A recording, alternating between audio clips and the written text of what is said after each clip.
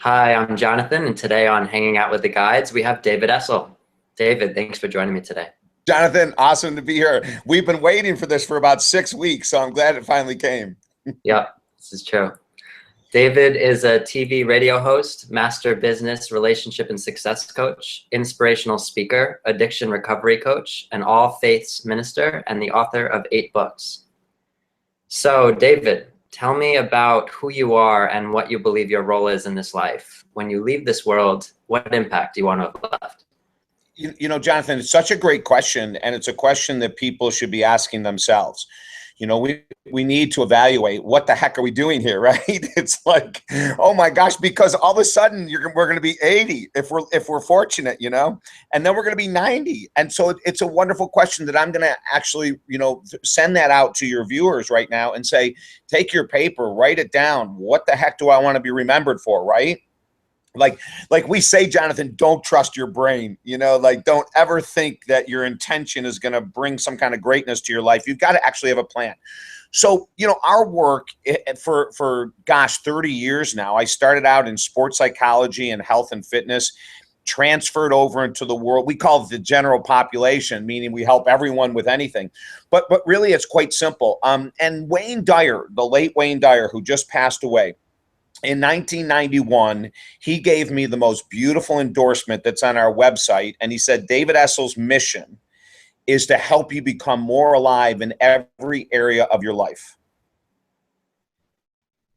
And, he nailed it, Jonathan. I mean, Wayne Dyer, we had 1 hour interview. And at the end of the interview, he goes, oh my gosh, you have so much passion for what you do. You have so much energy. And then he said to me, how can I help you?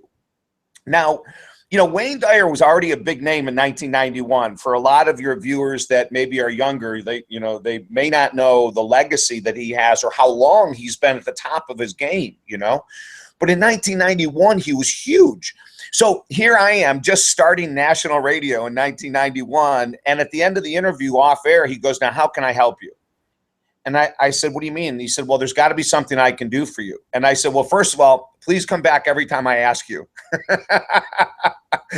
because you rock. I mean, I just think you rock. And he goes, okay, that's easy. How else can I help you? So I'm sitting there thinking, what is it that I could ask Wayne Dyer to do? And go, well, I don't know. If you really enjoyed the show, if you could give us an endorsement. He said, oh my gosh, let me give it to you right now. And we've used that everywhere. And that's really my purpose. Whether you had mentioned at the top, Jonathan, whether I'm helping someone overcome an addiction, find deep love, save a troubled relationship, become financially independent, get a rockin' body, like whatever people want, it's about becoming more alive. And that's what we do. And we do it in 1,000 different ways. That's a fantastic mission. To have more people in the world like that would obviously make a big impact. Yes. Yeah. And the funny thing is, you've heard this and everyone's talked about it. It's really powerful what we can do when we look to help others become more alive. And it might, Jonathan, just be given a compliment today. Like walking down the street and seeing someone, or like something just from out of the blue. That's what it takes. Or at work, seeing someone at work and giving them a compliment, and that's how we can help other people feel more alive, is by sharing the energy that we have with others. That sounds awesome. Those are great ideas. It's the little things. We often think we have to do big things, but it's the little things that make big differences. Yeah, it's really true. Slow down. I mean, slow down and look at, what you can do by smiling at someone, by giving an encouraging word, or the other thing that we don't talk about enough is shut up and listen to someone. Don't give your advice. Someone comes to you and they say, well, what do you think I should do? Just sit with them and go, well, what are your options? Like listen for a change, right? Instead of giving advice and giving advice and giving advice. It's like that's enough. People, Jonathan, don't have someone they can just sit and talk to and not be told to do something. Right. It's true. It's we all want to be listened to, and most people are talking instead of listening. So if we could listen more and talk less, then we'd be we'd be contributing a lot more in terms of the ways that people are actually wanting what people are sort of starving for. That's right.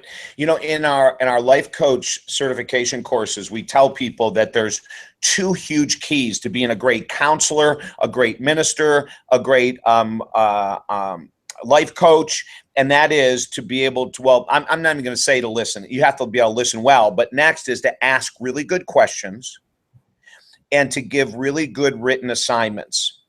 You know, and the only way you can listen, you can ask good questions is if you're listening, right? I mean, if you're listening really well, you know what to ask next.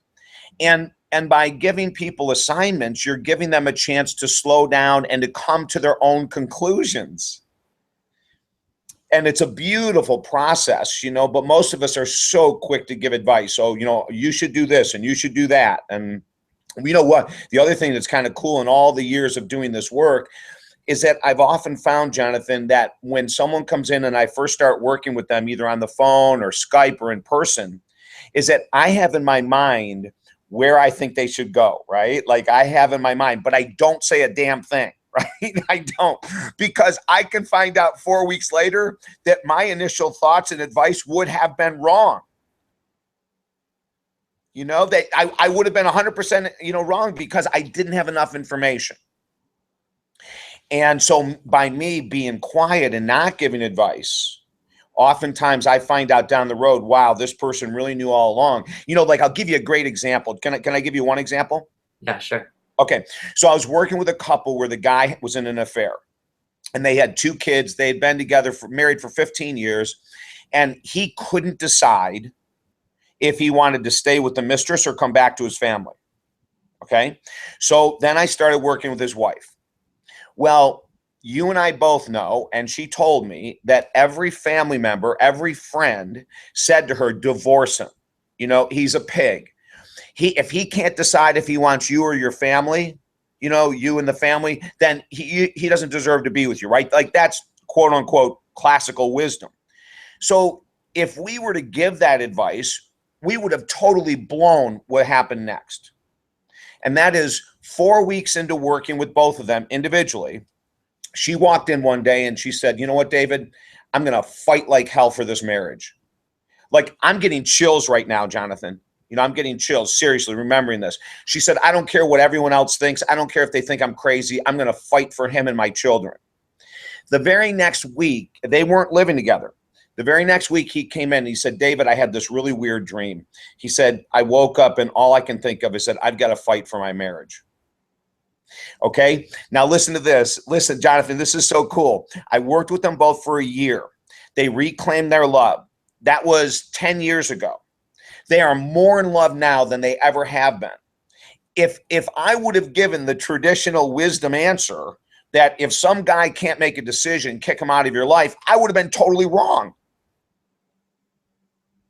Yeah, we can't go based on templates or like there's no like general one size fits all wisdom for any situation. It's really a matter of listening to what's actually going on with each person in the situation and then seeing what actually feels best for them when they're there. And, you know, for your viewers, again, I'm going to say this. Listen to what Jonathan just said.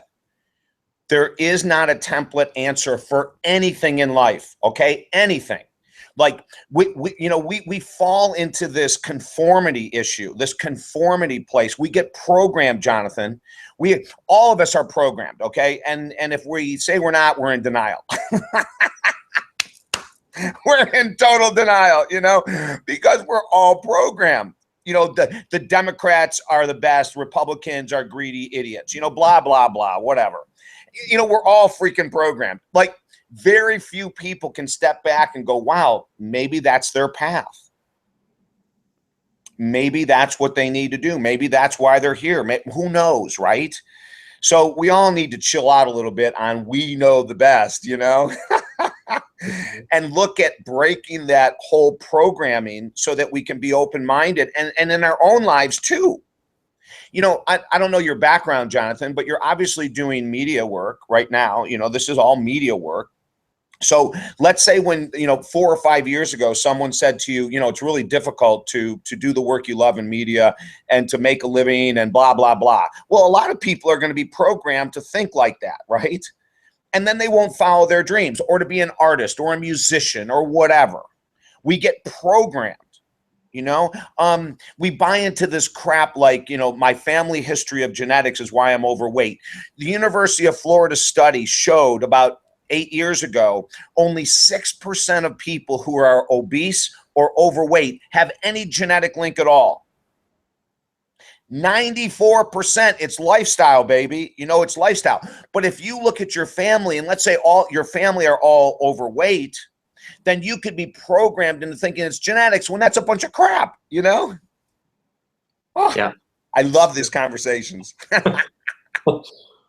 So yeah, this is all great information. I want to make sure that we get to all the questions. So I'm going to take us to the next question, and then you can add in more information with each of the questions.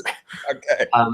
So how did you get to where you are today? Tell me some of the key parts of your story that might allow people, wherever they are in their own paths, to relate to you and the path you traveled to where you are now. Okay.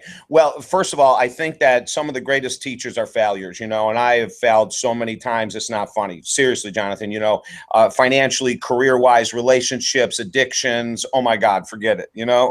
Bankruptcy, I have gone down every road possible that didn't work. And that's how I'm doing what I'm doing. I mean, I don't know. I don't know anyone. Wayne Dyer, addictions. Deepak Chopra, addictions. We could just go off and off. There's none of these people that are in great work that haven't had some challenges in life. I mentioned earlier, I started out in the world of health and fitness and sports psychology. And I worked mainly with fitness professionals and athletes for the first 5 years of my life. And I call this my pre-life because I was actually an aerobic instructor in the 80s. I was one of the first male aerobic instructors in the United States that went national, which was really awesome. It opened up a lot of doors. But around 1988 or 89, I got bored out of my mind. I got bored. I really did, and people, as the viewers are watching us right now, if you're bored, that is a huge sign. You need to act, you need to change. We're not supposed to be bored in life. We're not. So I took that and made a huge leap, and I left the world of sports psychology and fitness and health and went into general counseling and coaching, and I had no foundation for it, quite frankly. My whole background, I was leaving because I was bored. But that opened an opportunity. We'll talk about media. I never had any type of training in school for writing or television or radio. And in 1990, my whole life blew up, and I was on national TV for several years, Lifetime Channel, Fox TV. And then I went into radio, and for 24 years hosted a national radio talk show, So, and that's where I've met all these people that have really made a big difference in my life, the Wayne Dyers and the Deepak Chopras, et cetera. But my life was fraught with a lot of challenges. Addiction to cocaine, addiction to alcohol, divorce, bankruptcy, all those kind of stuff have been part of my path. And it's through those that we're all jumping off points onto the new level. So as we sit here today and we talk about my 8 books and all these other awesome things that I love, we have 650 YouTube videos on personal growth. We just have got so much going. Much of it has come because I tried and failed and tried and failed and tried and succeeded. So if you really want something, about 90% of what we want, we can achieve. I don't think we can achieve 100% of what we want. As a matter of fact, I always tell this little story, Jonathan. If there's any goal that I could achieve right now today that would put me over the moon, it would be to become a starting basketball guard with the Miami Heat and the NBA. But I'm way too short, way too slow, way too old, right? So I accept that you can't have everything you want. There's some limitations. Don't buy into this positive thinking crap about, you can have whatever you want by creating the right affirmation or vision board or some nonsense, because that's not true. As a matter of fact, our 9th book, which will be out in a couple months, is called Positive Thinking Alone Will Never Change Your Life, but this book will. And you know what we do, Jonathan? We went out and got like all these New York Times best-selling authors and I asked them to be contributors to the book. One of them is on The Secret. Others are, well, Scarlett Lewis, who lost her son Jesse in the Sandy Hook Elementary School massacre, not far from you, right, up in Connecticut. Yeah, it's true. Yeah.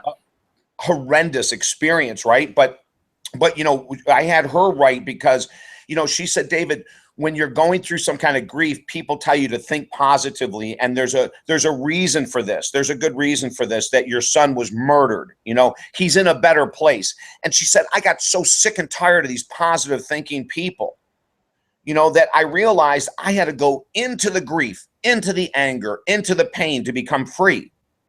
And she is now. You know, so I say that to people, even though I'm a positive thinking guy, you know, we are dismantling that nonsense that you can think your way to riches and think your way to a great body. It's not true, Jonathan. It's not. Those people that have got riches and a great body and a great love relationship, they've all worked their butt off, you know?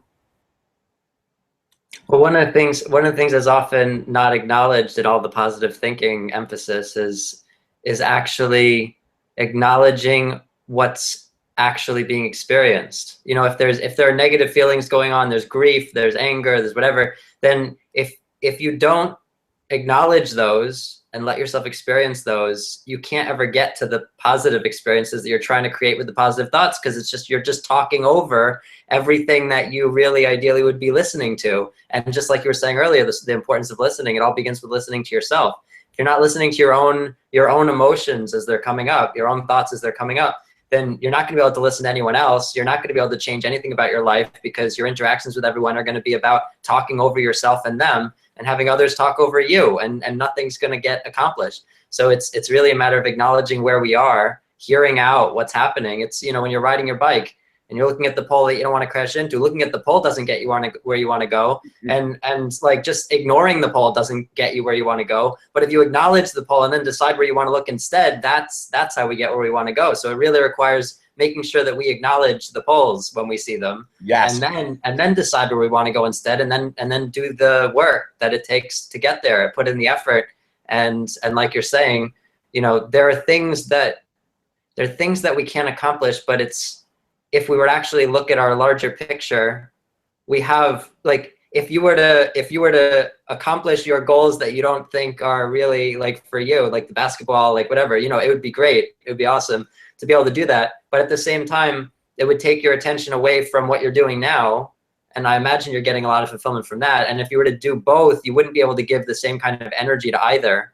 And so we're really making choices all the time. What are we going to put our energy into, and what is it worth putting our energy into? Because we're going to fail over and over again, and then eventually we'll succeed if we keep up, you know, devoting ourselves to something. But if we're divided in what we're focusing on, we're never going to succeed. And it's really up to us to decide, what do I believe I can do? Because if we don't even believe it, then who else is going to believe it? So what do I believe I can do? I'm going to put my energy into that, and I'm going to keep going at it until I succeed. No matter how many failures I have, I'm not going to look at them as failures. I'm going to look at them as opportunities to learn what doesn't work, so I can try something else, and then keep going, because if this is something I really want, it's worth it. That's right. That's 100% correct. There's a couple key things that you said. Number one is that whenever we try to submerge negative emotions, you know, what we term negative emotions, you know, anger, resentment, grief, shame, guilt, whenever we try to pretend they're not there through positive thinking, they get roots, and that's what creates addiction, Jonathan. Like, I know, I've been working in addiction recovery for 20 plus years. I know without a bottom of a doubt that the cause of addiction is our inability to deal with emotions in life. Okay? Insecurity, rage, shame, guilt, resentment, you name it. You know, anything that we're not actually working through is getting roots. And every time that shame comes up for what we did 20 years ago, we reach for that cookie, and sugar numbs the emotion, or the cigarette, or the drink, or the needle, or the prescription pill from your doctor who tells you it's fine to take it so you don't have to deal with your crap. You know, it's amazing. Do you know that I had a client that had shame and guilt from when he was 15 years old. He stole the money from the church collection in the back of the church, right? From 15 until 50 years of age, it bugged him. Now, would that have anything to do with him being overweight? Would it have anything to do with him being insecure his whole life? Would it have anything to do with all of his relationships crumbling?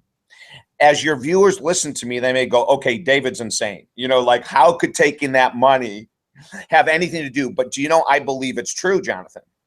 Do you know that at 50 years of age, after doing this work, he went back and wrote a check, walked into the office, looked at the bookkeeper and said, what would have been like 35, 40 years ago, I stole this amount of money. I'm giving you a check for 5 times that amount of money.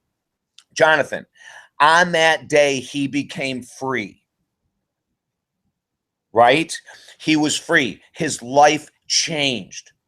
Maybe some of your viewers right now are thinking about someone they've heard in the past they cheated on that they never apologized to. Maybe they did something very unkind. I'm not telling everyone to go out and find that person and to apologize, because if they're in a new relationship, you could really screw things up, But you've got to deal with it yourself, and you can come to closure with those things you feel guilty about, shameful. You can come to closure with rage. I'm working with a guy right now whose father is dead, and he has rage at his father. And he said to me a couple weeks ago, he goes, I can't come to closure. My dad's dead. And I go, oh my God, let me tell you stories of clients that we've helped come to closure with parents that have passed on. Okay. But we have to be willing to do the work. If you shy away from it, we're screwed, Jonathan. We're going to continue. And listen, radio, TV can be addictions to not deal with emotions. There's all kinds of ways to not deal what's bubbling up inside. So let's get clear about that. If there's something in your life that isn't working, your health, finances, let's look and see, where is that cause? And it's not the government, and it's not the economy, and it's probably not your genetics, and that's the work we do. We do the deep work. Yeah, it's what you're avoiding that you probably want to be facing. That's right. So that ties really well into the next question here. What are some of the most important lessons you've learned on your journey, and who have been some of your greatest teachers? Okay, number one, laugh at yourself. Seriously, I'll tell you a story about laughing at myself. So when I went to a treatment program, cocaine was the addiction to cocaine was released out of a spirit experience. It was mind blowing. I don't tell people to count on those things happening because I prayed for years and it never worked to get let go of cocaine. And one day it happened to, okay, but I could have alleviated a lot of pain. But when I went away to a treatment center for my alcoholism, on the way there, the woman I was dating at the time had gone to the same center. So I am a mess, Jonathan. I'm crying hysterically it's a 3-hour drive to the center. I'm afraid I'm going to be without alcohol for the first time in 30 years.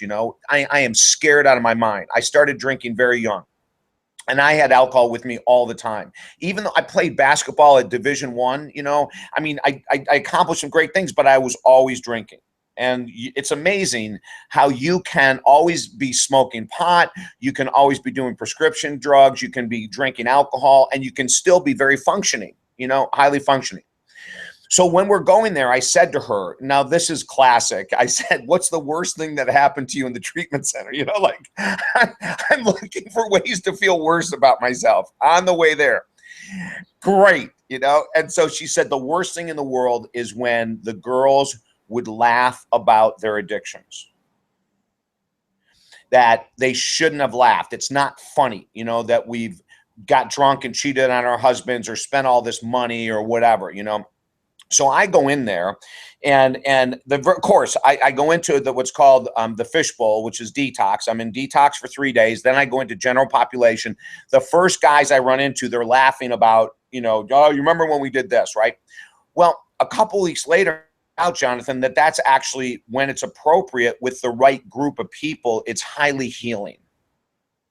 It really is, to be humble enough to say, wow, I blew it, and to laugh, not because it wasn't serious, but because we're not going to take ourselves so seriously. So that's number one. I'd say In regards to people that have radically changed my life, you know, I would say Maharishi Mahesh Yogi, who's the founder of Transcendental Meditation. I went through a TM program in the late 80s. And in 1996, believe it or not, this was the coolest thing that's ever happened on our national radio show. Maharishi Mahesh Yogi chose our national show as the only media outlet in the US to celebrate the 40th anniversary of Transcendental Meditation. That was like mind-blowing, right? That he would choose little David Essel's program. You know, he could have been on Larry King Live, Howard Stern, you know, I mean, he could have been anywhere, right? And so that was mind-blowing. And for people that aren't familiar with Transcendental Meditation, Google it. Our U.S. government has put millions of dollars into studying the power of TM for like high blood pressure and all these other, every study has come out to be incredible, Jonathan. Like every one, you know, that TM is very powerful as a healing method. So, but we're on the interview with Maharishi, and I'm asking him these questions, you know, and these esoteric questions, and he's going off to Mars with these answers. You know, I can't follow him. He's so damn intelligent. And I'm asking him a question, and then I would go, oh my gosh, Maharishi, you know, like, can you explain that on a different level? And he would try to. He was great. But here's the thing I remembered. No matter what question I asked him, no matter how serious or how light, he would always start out the answer like this, Jonathan. He'd go, and you know, he's like a 5 foot tall Cousin It. He looks like Cousin It, long gray hair. Well, he's no longer with us, but you know, this little Indian guy. And he would start off with every answer was the same. Oh, David Essel, that is so funny. You know, that's like, it started everyone. Oh, David Essel. He was hilarious. At the end of the interview, I said to my producer, what do you remember from the interview? And my producer goes, I don't remember anything. I said, this is so weird. You know, like last week we had Deepak Chopra on, and I remember his 4 keys to living in flow, right? The week before that, we had Susie Orman on. I remember her great financial tips. Here we have Maharishi Mahesh Yogi. I can't remember a damn thing. 3 weeks later, I mean, it's amazing because all I can remember is his giggles, you know? And 3 weeks later, I'm in Orlando, Florida, speaking at this big conference. I come off the stage, and there's a line of people asking questions. And at the very end, there's a woman by herself. And I finally get to her, and she says, David Essel. I go, yeah. She said, I just flew in from Iowa. I have 20 minutes to interview you, and then I'm going to fly back. But I only have 20 minutes. Let's go. So we're walking to get coffee, and I said, why are you flying in from Iowa to interview me for 20 minutes? Like, that seems a little wild, you know? And she said, Maharishi sent me. I said, Maharishi sent you? She said, yes. I've been with him for 36 of his 40 years. And he wanted me to ask you one question. He loved your interview. And he wanted me to ask you one question. So we sat down. I said, what's the question? She said, what do you remember from the interview? Jonathan, I go, okay, is this a joke? You know, and she goes, no, why? I said, I've talked to so many people. I don't remember a damn thing. She said, well, he wants to know what you remember. I said, I don't remember anything. She said, David, there must be something. I said, okay. The only thing I could say is he's filled with joy. The guy is so filled with joy. He giggles all the time. And she goes, okay. She goes, thank you. I need to share this with you. Do you know why you remember that? Do you know why that's the only thing you remember? I said, no. She said, because you have no joy. You know, Jonathan, and I looked at her, and the very first thing I did was I got defensive. You know, I said, you don't even know me. You've known me for 5 minutes. Look, wait, I live on the beach. I drive a Mercedes. You know, like I start getting defensive, right? I host a nationally syndicated talk show that Maharishi was just on. I write books. I'm filled with joy. I'm doing my life purpose. She said, I know. We all take it defensively. But I want you to think about it. The reason that you remembered that is because it's something that you don't have. And I said, okay. And that was it, right? She gets up and leaves. I go home 3 weeks later, Jonathan, in 1996, on a Tuesday at 2:30 in the afternoon, I come out of a binge. I come out of a 4-day binge. And on that day, on my knees, crying, I screamed out, I have no joy. And that was this monumental moment in my life. You know, it was just this incredible moment. not only did I realize my addictions, you know, had totally taken you, because you can't be joyful and have addictions. Okay. I don't care if it's a TV, sugar, you know, something innocuous like white flour, which is a freaking drug. You know, sugar is a drug. Salt is a drug. I'm not even going to talk about the alcohol and all that other kind of stuff. You know, we can be addicted to power, greed. We can be addicted to being right. We can be addicted to negativity. Now, there's everything we can be addicted to. But if we have an active addiction, we're not feeling full joy. And then it goes further. So I had this amazing awakening that they were right, that this woman was correct, that I was wrong, you know, and what a humbling experience, right? That to see that. But then, Jonathan, my whole coaching work changed. On that day, well, it was about 2 days later when I was thinking about it with a clearer head, I said, you know what? What I need to be working on is not what people think is their goal. I need to work on what have you denied, delayed, procrastinated? What don't you want to face? Because when you face that in your life, is it something with your emotional spending, so you're always strapped financially? Are you going through the revolving doors of relationships and say it's always the guys, it's always the girls, right? You know, like, what have you denied, delayed, procrastinated, taken care of? In other words, what area of your life has been out of control or a mess or not sufficient for the longest period of time? That's where your freedom is. And once you attack that area, Jonathan, every other area of your life automatically improves. Okay. So, I mean, those are just a couple experiences in my life that have awakened me, that I continue to share to this day as much as I can, just like what you and I are doing here.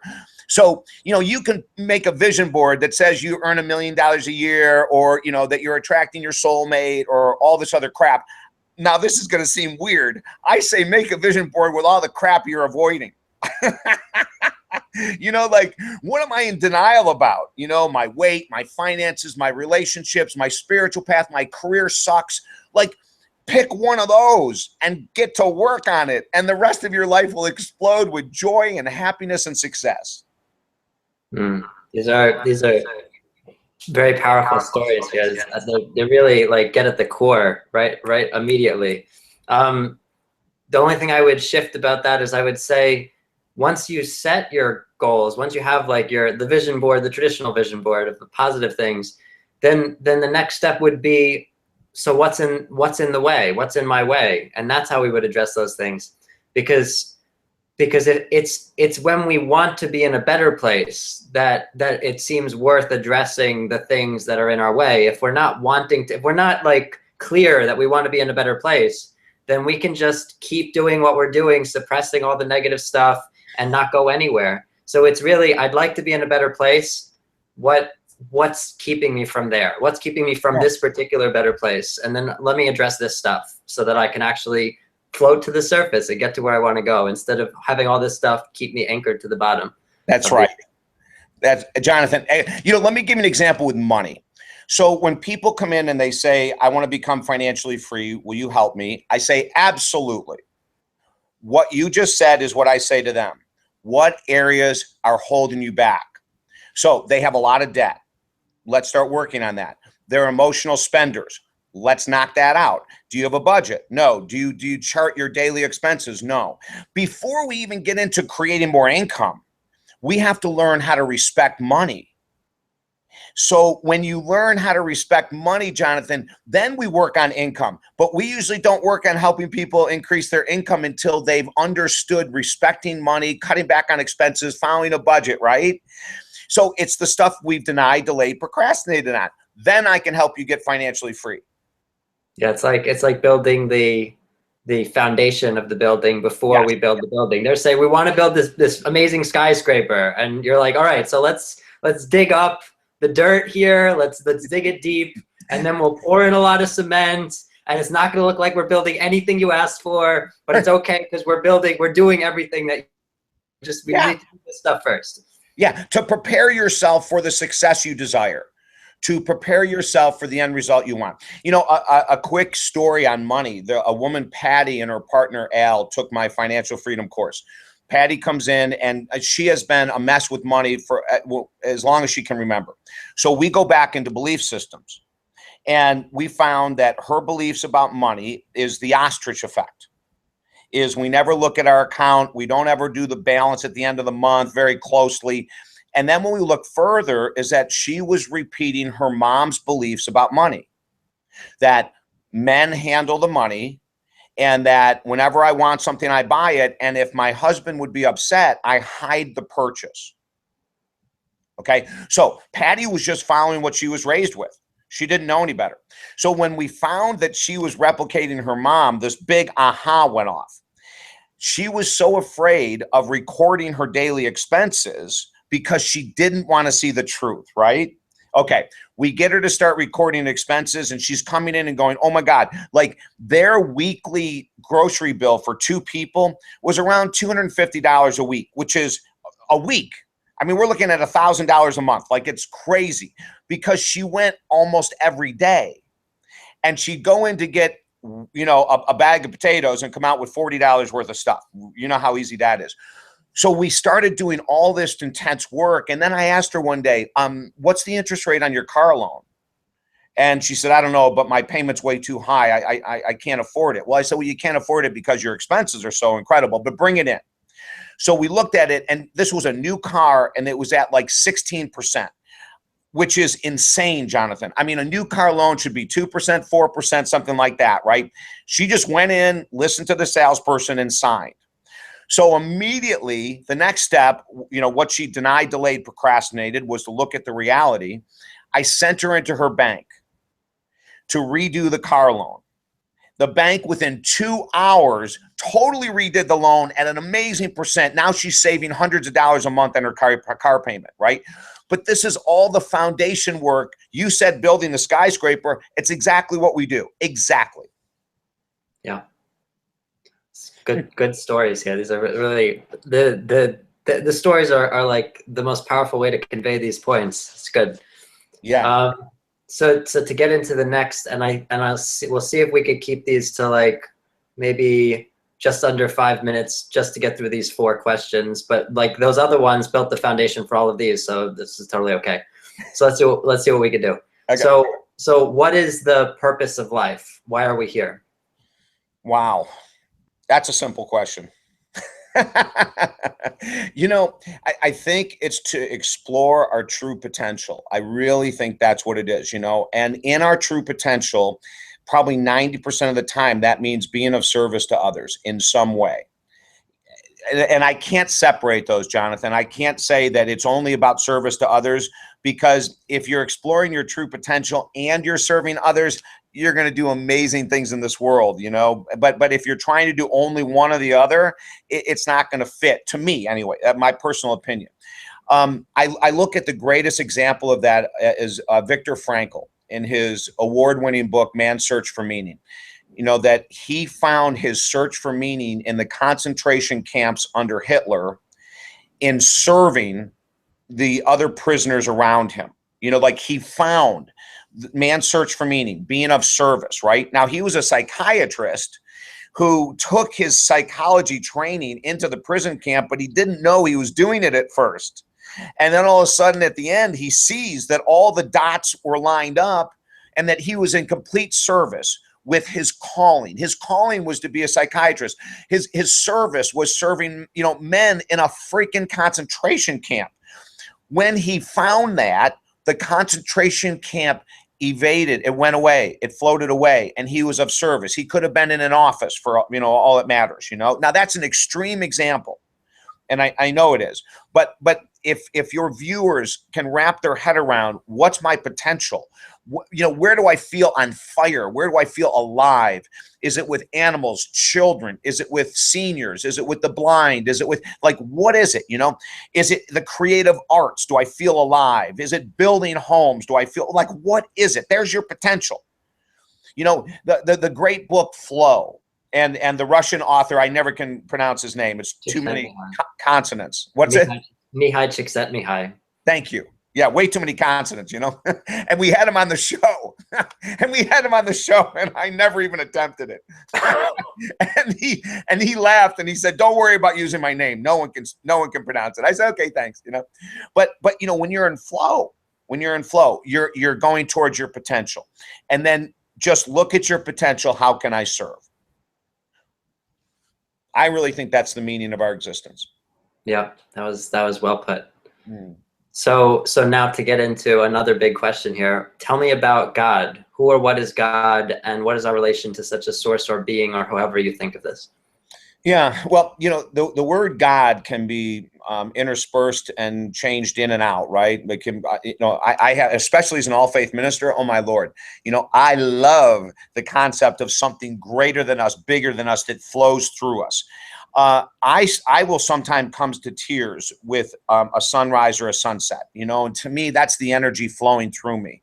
When I see little kids, like little girls as cheerleaders or little boys playing football, I know that's very stereotypical, but I see their enthusiasm and it moves me. And I think that's the energy of life. So let's call God the energy of life. When I see someone painting, and the end result I'm not as interested in as watching their connection to their painting. And they're filled with pride and joy. Anytime those feelings come up, like people say you shouldn't have pride, like bull crap. If you do something well, that you feel that energy.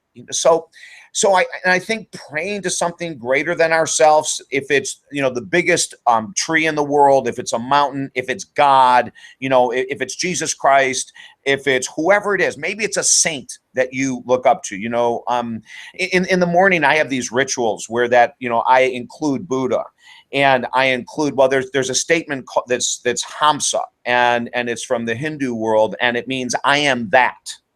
And so there's the correlation. I am that which I pray to. There's no separation in my world. There's no separation between that and what I pray to. So to me, that makes life really exciting. When I can feel at the same level of this incredible energy that flows through me, Jonathan. And, like right here in this interview, like I can feel it. I'm not going to deny it. I love this work. This is my passion. And so that's not me, though. Like beforehand, I didn't write down all the things I'm going to talk to you about. I just let it flow, right? And I know that I'm being connected by something much wiser than me, much smarter than me. So if I just am an open vessel to serve, and that's something we can all be, like if you don't believe in God, it doesn't matter. Just say to yourself before you go out the door, allow me to reach my highest potential and serve others today. That's it. You don't have to say God. Now, I love to say, God, hey, God, when I'm going out here today, hang with me, brother. Like speak through me. I always ask God to speak through me through these interviews, like, please speak through me. And then I always say thank you, because I know he or she is going to. So whatever we connect with, that energy, that life force, Jonathan, I think that's what we need to focus on. And if there's people watching right now and they're going, I don't think I have that, then get your butt and gear and search. Start going to different places, start going to temples, and start going to churches, and start going to different places to see if you can find it in congregation. Start going to like transcendental meditation groups or some other meditation group. What's really popular all over the US is meetup groups. So Google meetup groups on spirituality and see what pops up in your area, and go and be open to learning. And then the final thing I'll say on this is, don't ever think don't think that that your way is the only way. That really shuts us down to appreciating something brand new that could come to us, that could open up a new level of awakening that we would never achieve if we just get stuck in my way is the way. Yeah.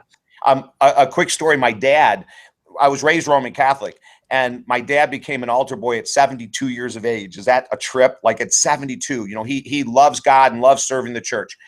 And we got threats on my radio show because I was interviewing Buddhist monks.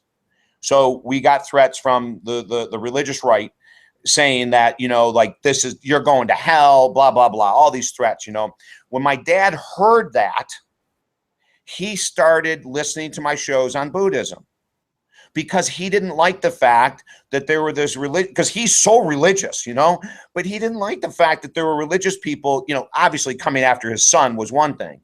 But he said, I need to be more open to understand this stuff. And here he is at 72 becoming open-minded about Buddhism. That was rocking to me. That was awesome. Yeah. We need an open mind, because otherwise we miss everything that's around us, all the stuff that could change our lives, that could lift us to a higher place, that could that could bring us to feeling that energy that you're describing. Yeah. That's keeping the open mind. So so let's get into, we have 2 more questions here. How does the universe work? What are the most fundamental rules or laws by which everything in the world operates? Okay, so let me share my open-mindedness with you. I used to believe in karma. I thought it was a universal law, that what goes around comes around, that you are the beginning and the end of everything. You're the alpha, you're the omega. Whatever you put out is coming back, okay? I used to believe in that. Jonathan, well, let me tell you what I believe now. I believe that's not true. I believe horrendous things can happen to really innocent people. They had nothing to do with it. You know, I have a client that I worked with, and I'm getting chills again. At the age of 50, she was brutally raped, left for dead. For 7 years, she went through traditional psychotherapy, and it didn't work. In 1 year of doing the work that we did, we broke her. She was agoraphobic. She couldn't leave the house. You know, just horrendous migraines and all from this attack. And in 1 year, we got her up on her feet, and she's out kicking butt. She's traveling right now as we speak. She never would have traveled, right? She did not create that. Karma would say we've created that. And I'm not going to talk about past lives. I'm talking about this life right here. So, you know, I think we have to be very careful when we say he or she must have deserved that. My beliefs have changed now. I think that there's evil in this world, and I think people are subjected to evil and have had not a damn thing to do with it. I don't know why, Jonathan. I hope to find out before I die. And I'm learning and I'm growing, and I'm still an early student. The humility is good. Yeah. It allows us to evolve, obviously. Exactly.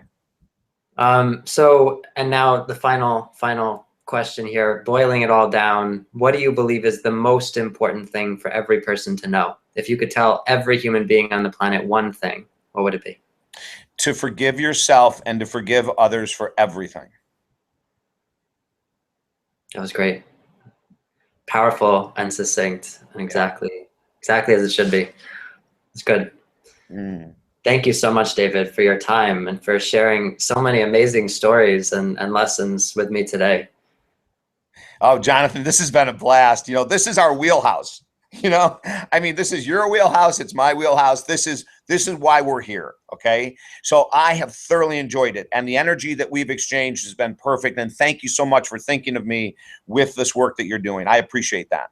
Yeah, of course. I mean, it's like you said with the yoga master you interviewed, or the transcendental meditation master you interviewed. Ultimately, it's your way of being that you share here. In some sense, that's what he was doing. He was sharing his joy. He was just being there, and you're here sharing your passion and your love for what you do, and it's so evident. You know, like you were describing him with the giggles, and you have your equivalent where you're just sharing this energy with us, and it's so, you know, manifest. It's so evident, and it just infuses. You know, we all feel it when we're hearing people talk the way you talk. We can feel your energy, and it's great. It's really good to be able to be in this with you. Oh, good. Thank you. So where can people find out more about you and what you offer? Yeah, you know, Jonathan, we offer free gifts for people, for educational tools is what we offer, you know, at no charge whatsoever. If they go to our website, talkdavid.com, just like what we're doing here, talkdavid.com, they can get our book, The Power of Focus, which is awesome for any goal that they have. It doesn't matter if it's money or love, body, career. We use the principles and how to become more focused in life. And that book is absolutely free at talkdavid.com. Then we also have it's a 6-video series on financial freedom, the 4 blocks to financial freedom. And we take people through steps to evaluate in their own life to begin the process to become financially free. And you know what we say with financial freedom, Jonathan, is that financial freedom is emotional freedom. That's really my goal, you know, is that when we're financially free, we can take a big breath, because finances can cause so much stress, you know? So we help people become financially free to be emotionally free. And then they have more energy, more passion. So both of those gifts are absolutely free at talkdavid.com. And then they can read about my bio if they don't have anything else to do. They're bored in life. Thank you, David. This is great. And I'm sure a lot of people are going to want to check that out, explore further after this. Good. So, Good. yeah, thank you. All right, Jonathan. All right, David. And thank you to all who are watching. Have a great day. Yes. Bye. Bye.